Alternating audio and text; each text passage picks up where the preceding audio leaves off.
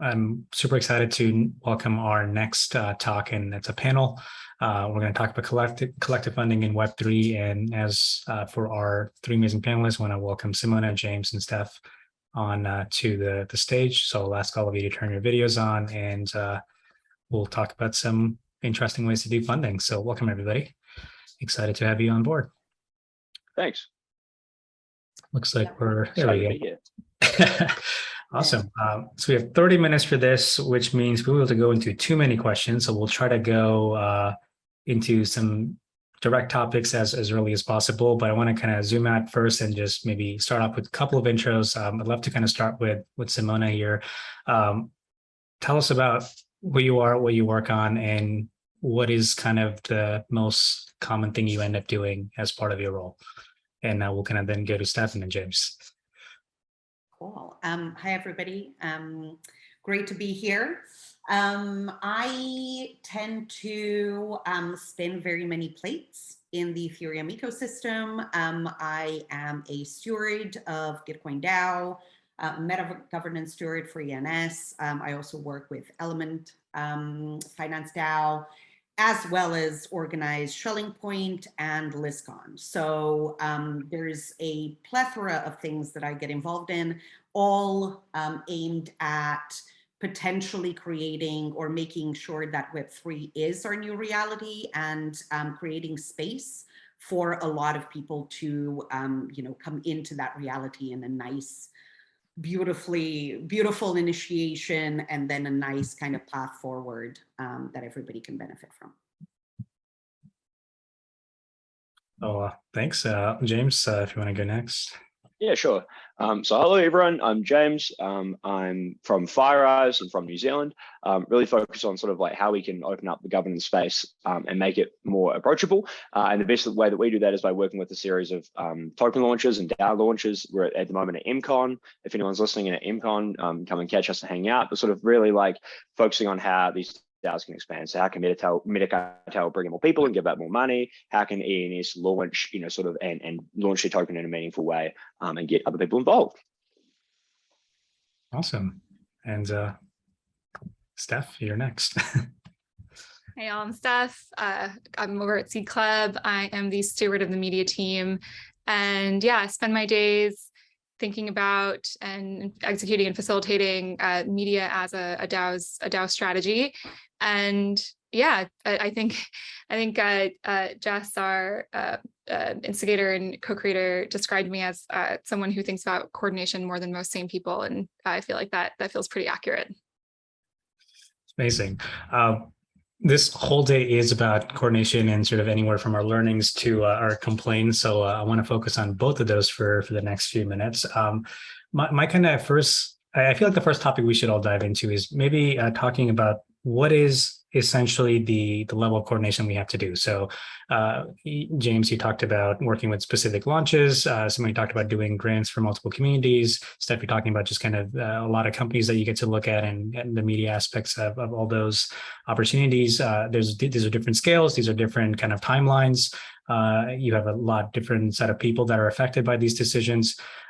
Maybe starting with you, Steph, like on average, like what is the level of complexity that you're dealing with in terms of the number of people you have to talk to or coordinate, and what are some of these timelines that you usually end up working out on? I love this question. We're increasingly, our coordination is becoming more interwoven and complex over at Seed Club as our teams grow in the number of people that we're coordinating with, and also the depth at which we're coordinating. And I think also as we mature as a DAO, as a community, as an organization.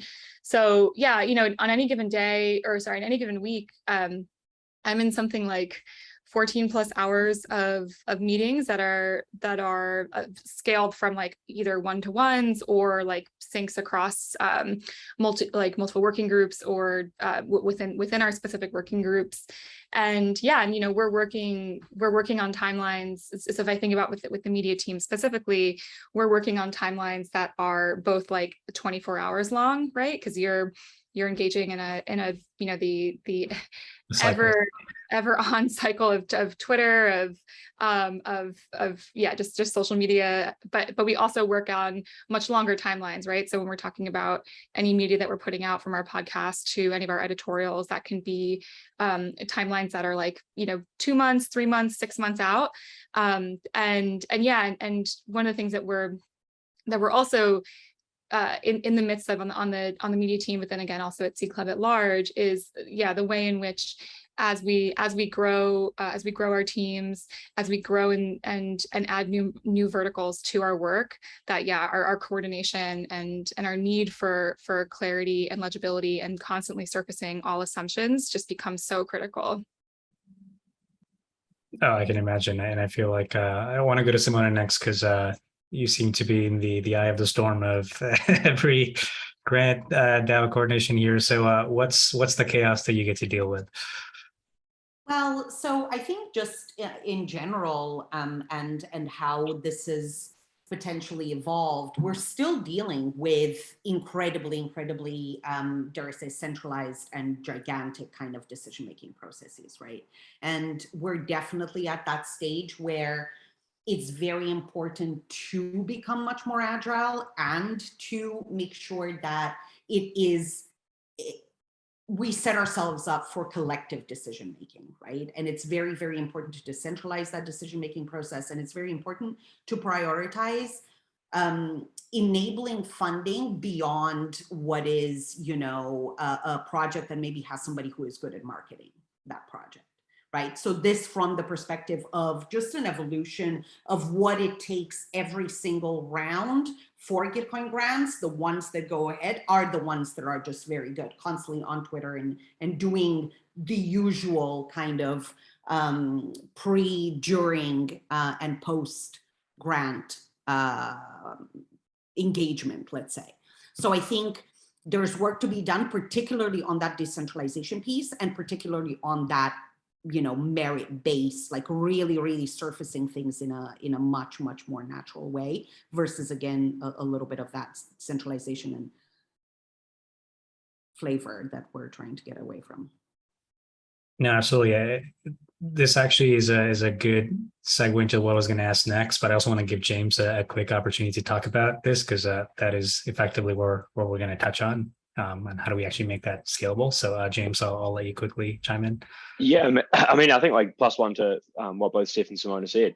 I think what's interesting at the moment in terms of like how that coordination has leveled up is that we're no longer sort of like coordinating 10 people in a room. I mean, even with the DAO, right, like 5 years ago, there wasn't that many people, there was a shitload of Ethereum, right, like 10-15% of all Ethereum. But in terms of humans sitting around the table, there wasn't that many. And then, sort of PTS DAO for a couple of years. Now we have sort of, like then Metacartel and Moloch spin up, a few more people come. And then now it's like the hot word, right? It's the buzzword that like literally everyone, anyone trying to get into Seed Club is like, oh, I'm a DAO, I'm an amazing DAO, it's awesome. I think like we are now at a space where it's a buzzword, right? Which is really good in a lot of ways, because it means we have more humans, but it also means we have these coordination challenges that I guess like we're talking about right now. So, no, absolutely. So it seems like there's like one interesting thing here is like we often end up, we're not establishing like which side we're kind of talking about, because oftentimes like we have to switch context from, hey, we're on the other side of the people we're actually helping, and then sometimes like, okay, let's talk about the work we have to do to get to those outcomes. And each of you are in that position where you're doing something on the internal side, and then you have external facing sort of outcomes. When you kind of look at that, what are some of the common challenges that you feel like you've seen or you think are still largely unsolved on the internal side? I'll maybe kind of start with you, James. Like you have to kind of work with people on the launch side of things as they kind of think about new tokens. How often are those not how often, like what are usually kind of the common things you run into that repeat every time you talk to a new set of kind of clients? And then we'll kind of go to Simona about some of the grants and the DAOs you're involved with. Yeah, I mean, I think it's interesting. I think like one of the most common things is probably like, not knowing when they should turn into a DAO, is like, and I think like, I mean, the coordination of there now being 10,000 people, 100,000 people that really care about DAOs, I think sort of like adds to that complexity, because like at the beginning, it's like, oh, well, we'll just turn into a DAO. and no one might, worry about it for too long, but eventually we can sort of build on something more meaningful.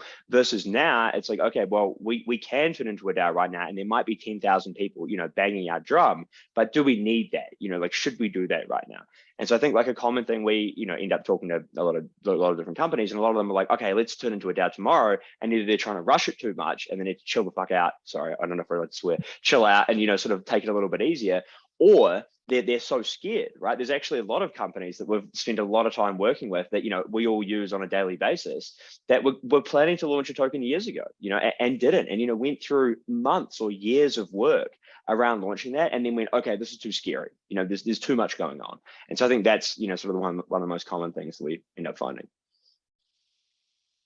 So yeah, Simona, go for it. So I think that's really, really interesting. And actually my kind of take on things was around timing as well. So I think that is such an important piece that we either, and it seems like there's that speed of like rushing in or pulling back. And that in between, that really nice middle is still something that we're all trying to figure out, right? It's either super quick, let's get all of the DAO tooling immediately, even if we don't need it right now, and let's figure things out later, or let's wait, let's see, maybe we don't turn into a DAO, maybe we don't launch that token, maybe we do this, that, or like think about it a little more. And I think the timing piece is really, really important, both in the workings, because you mentioned the internal workings of a DAO, establishing those patterns. Like I've been chatting about like patterns and cadence and all of these like rhythms of how things evolve, of how information flows, of how processes get implemented to make sense for that organism. If you look at it all, it's all, each DAO or each structure is an organism within itself. Everything has to flow in a healthy way. Everything has to touch the different components and the different parts through the arteries that link everything together. And making sure that that functions, that's a very, very important piece internally. On the other side, when you're looking at funding, when you're looking at how people are coming in and how they're accessing resource, being able to do it in a grassroots way, being able to do it in a way that has such a better degree of visibility versus the big institutional funders, the monolithic institutional funders that, dare I say, they also follow patterns, but that's because they kind of go, on a surface level sometimes, that a grassroots approach just completely, not necessarily goes against, but gives you that granularity and gives you that feel for true value for an ecosystem that you may not have insights into. And so again, micro to macro, macro to micro, it's not that different from the natural world and plants and all of these beautiful natural things. If we just approach it from that perspective, a lot of things become a lot clearer in timing as well as structure. So Steph, like your day-to-day is a little bit different than James and Simona's in kind of the role. What are kind of some of the parallels you've seen on the process side of things for C Club? Yeah, I mean, I love how you're just getting to the heart of the matter, right? That like, what is the tension between how we're integrating process internally, and then how that then bleeds out into external, and then also when we're interfacing with projects or with like applicants for the accelerator or alumni. And yeah, I mean, I think that there's like a lot of things that feel resonant in what both James and Simona said. And when we're thinking about about coordination, like I think there's a real a way that we as a space talk about how we coordinate a community, or how we make decisions as a community around a shared treasury. And one of the things I've noticed, and I feel like we're bringing more attention to at C Club as well, is like, oh, actually there's already a really core community here, and those are your core contributors. And so how are we as a contributing team, both within our specific working groups and also across our working groups, how are we coordinating and how are we making decisions? And then also, how are we memorializing those processes? And then how are we, to Simona's point about cadence, like how are we integrating a sense of cadence and evaluation and retro to all of those processes? And yeah, and so I think, and that stuff's just like not super sexy. Like, you know, when I said earlier, like, yeah, I'm in like 13 hours of meetings a week. It's like, yeah, that's not a super exciting stat, but what happens in those meetings is actually really powerful.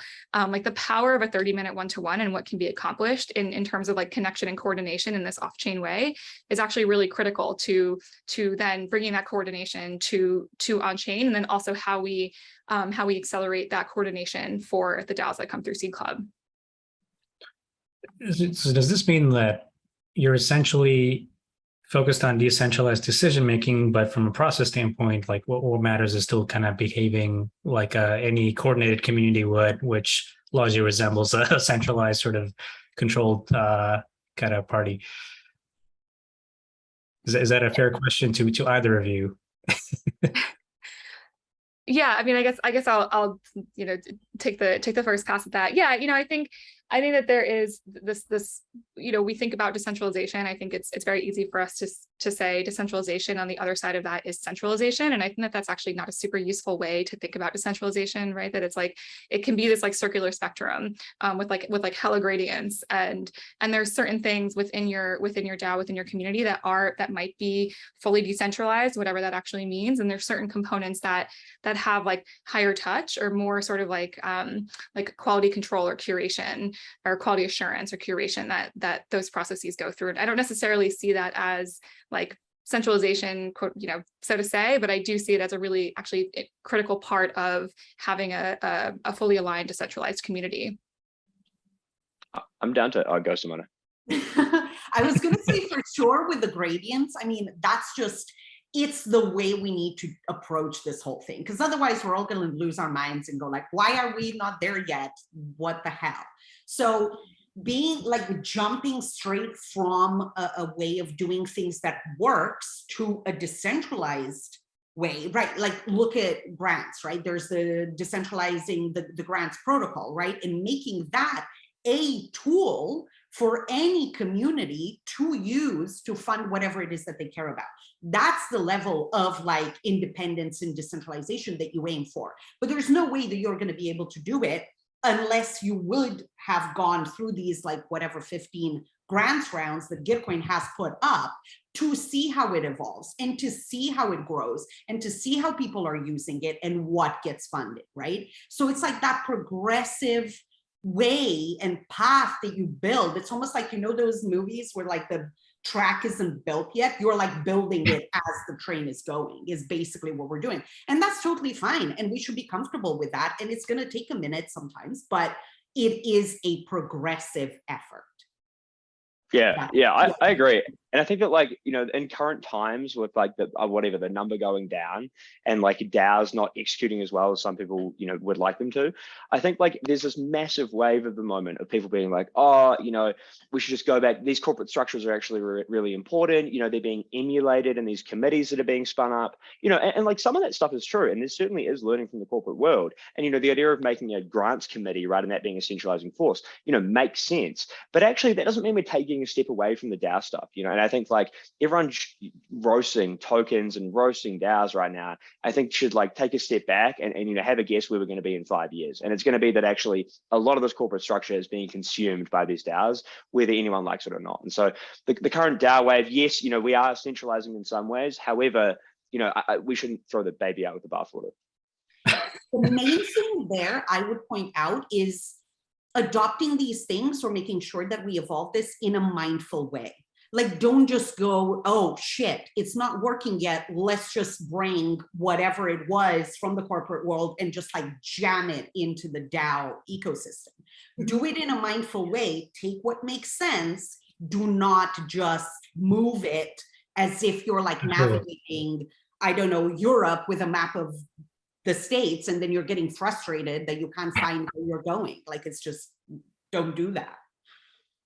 No, of course. I mean, it's also one of those things where when you are changing kind of the recipe, but rather actually you have different ingredients, but a different recipe that you're trying to get, or same recipe you're trying to get to, you're in a lot of those scenarios where I feel like the good thing here before I finish is like, seems like all four of us are aligned on what each of us are saying. I don't disagree with anything that's been said so far, even though I would like to.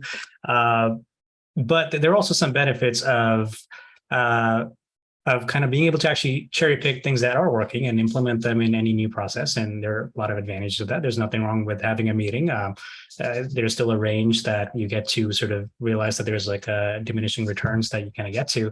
But I mean, kind of asking point blank, like, do you think the DAOs are efficient right now to kind of actually support a fast-paced development of any kind of outcome? Like, obviously you can't generalize that, but like for the ones you represent, the ones you've seen do a good job or not a great job, what do you kind of think that generally trends as, and what do you think there's room for improvement? I mean, I'm happy to start. I think that, like, you know, compared to what, I guess would be my thought, you know, is that, like, yes, you know, they are doing really well, and certainly, you know, all the ones that are, every DAO I'm involved in is perfectly efficient, you know, but like, I mean, I think compared to what, you know, I think compared to, you know, what we were doing on the previous cycle, which was raising tokens and having no community voice, and then the founders just spending the money and then piecing out, you know, compared to that, yes, you know, much more efficient. The DAO treasuries are locked up, you know, the founder can't run away with the money. Well, there's some of the situations that the community are actually coordinating, you know, the thing is working. And I think, like, yes, there's still a lot to be learned, and yes, you know, coordinating, whether it be working groups or whether it be the way we distribute grants or the way that we, you know, coordinate decision making, all those things can be improved. But compared to any version, you know, of reality that's existed in crypto for the past couple of years, I think we're like winning massively. 100%. And for me, the proof is genuinely in the proverbial pudding, because you mentioned ingredients and making recipes. But what, for instance, in grants like season 14 of Gitcoin DAO, there was, because of the market and because of the different kind of circumstances, there was such scrutiny on how much money was coming out of the treasury to fund what work, that it went into this like such valuable conversation, and at times even disagreements within that community for the benefit of that DAO and the work that it is doing, right? And having those conversations, like James says, in an open forum, in a transparent way, in a very, very animated way, which for me was a pleasure to be able to be a part of and witness, where you genuinely have people and a community caring about the future of something that can continue funding public goods and can continue its mission. And that opportunity, I don't know, I have not witnessed it before, and just being able to be part of that and then create the processes that come out of that, and making sure that you strengthen that and create the space for those conversations to exist, and for that pattern of decision-making, collective decision-making to happen, is huge.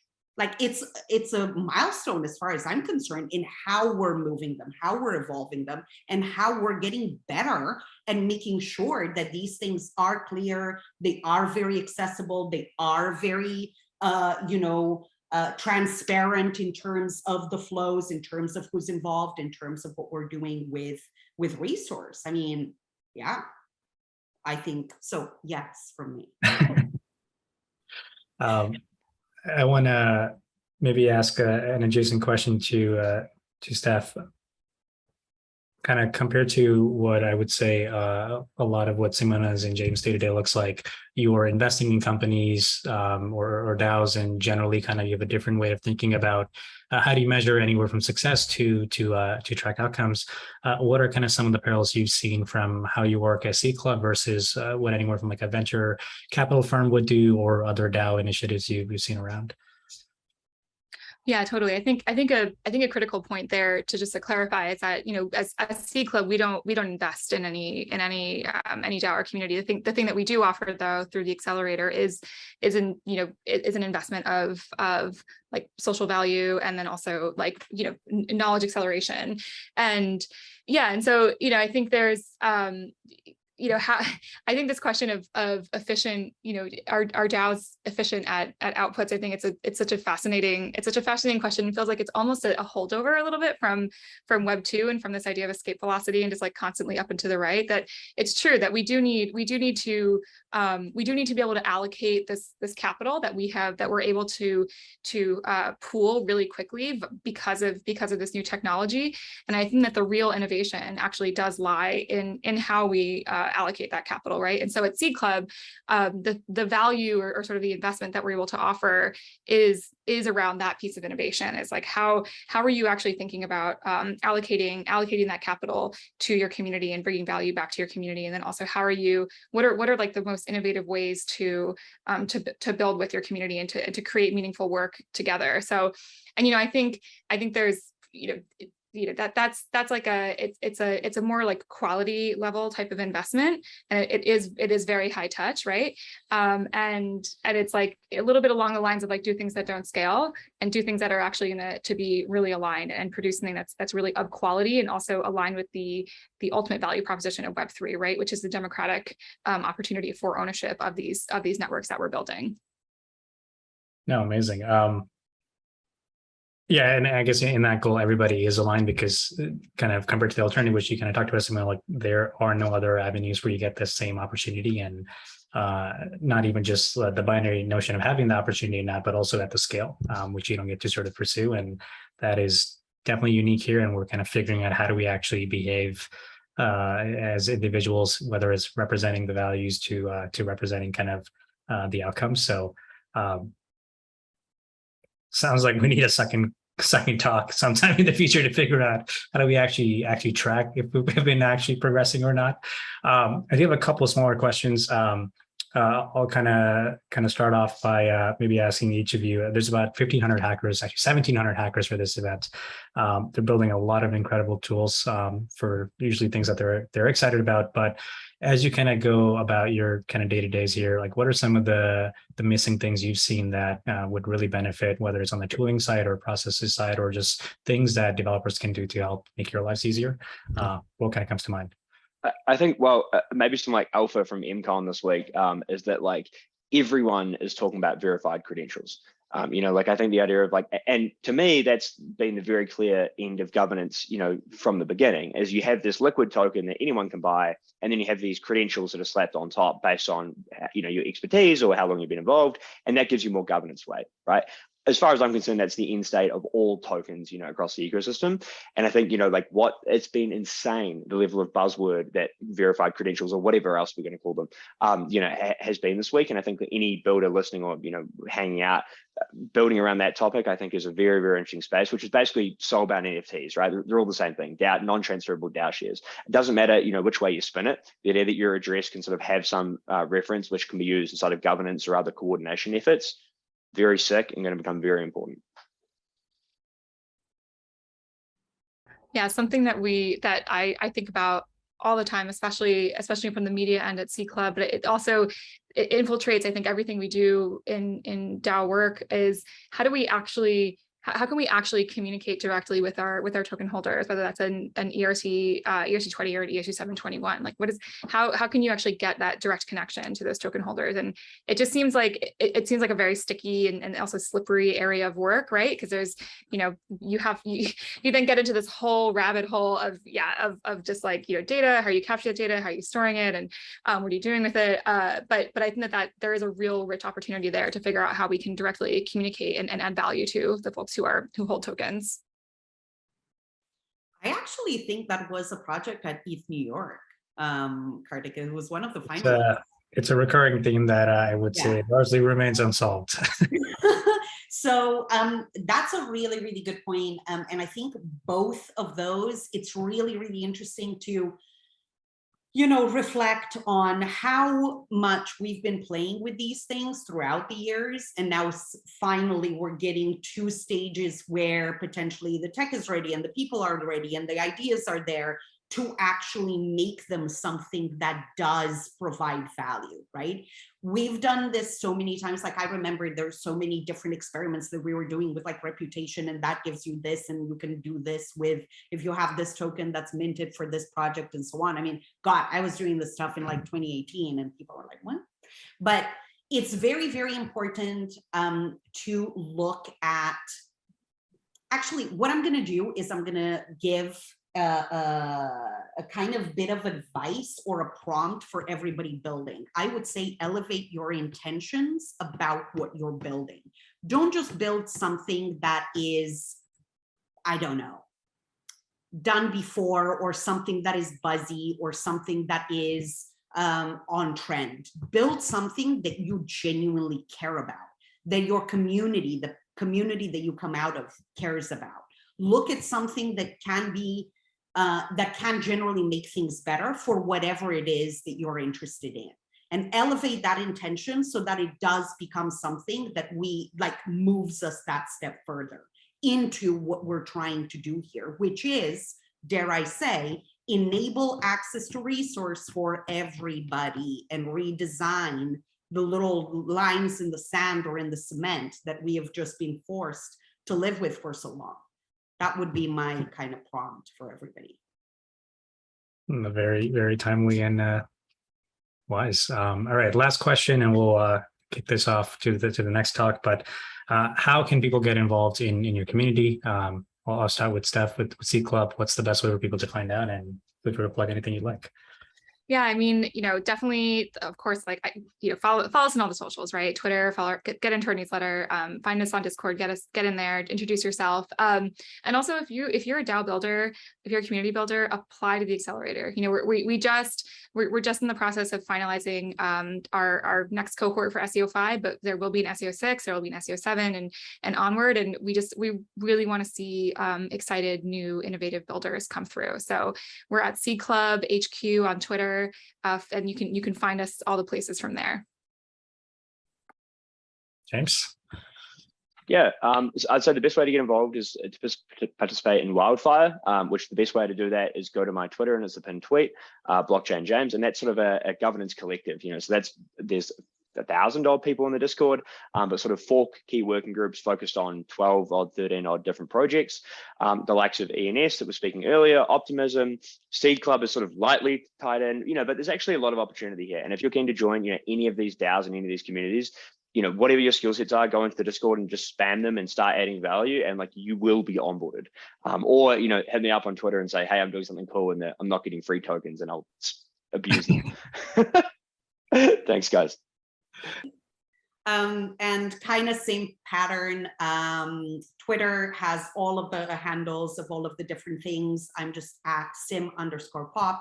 One of the main things that I would say, check out Kernel. They have very good cohorts of onboarding into Web3 for individuals and teams. It's a great, great program. It's that initiation that kind of leads you through learning about Web3, but also from a very principles aligned way, which, because I mentioned elevate intentions, that ensures that you'll learn about things like in a very good way. Obviously Gitcoin, there's a link there, get into the Discord. There's so many different work streams. There's so many interesting things that those guys are doing. And then, yeah, everything's in there. So yeah, good luck. Thank you for listening. Well, thank you, Simona, James, and Steph, and really appreciate you going over and having this amazing conversation with us. Thanks, Kartik. Thanks, James. Thanks, Kartik. See you guys. Everybody. See you, everybody. Bye. Bye.